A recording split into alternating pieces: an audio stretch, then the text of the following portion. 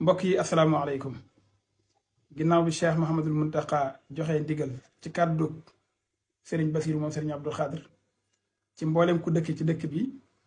nga ubbil te yaatal ñi nga xam ne ñooy ndaw yi ñu yabal ci biir dëkk bi ngir ñu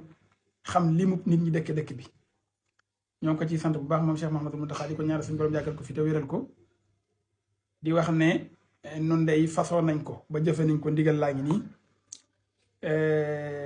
ndaw li ñu yebal mi ngi nii waxtaan nañoo ak ñoom jox ko information yi nga xam ne moom la ñu soxla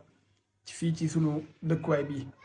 di sàkku ci ñëpp nag ñu defee ko noonu ndax njariñu kese la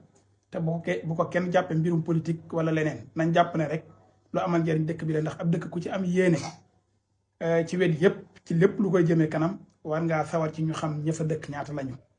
ku ko dégg jot li ko sa morom ñu dimbalante ci ba li sëriñ bi bëgg ci ndigal loolee nu bokk ko jëfe ci na mu gën a rafete wasalaamualeykum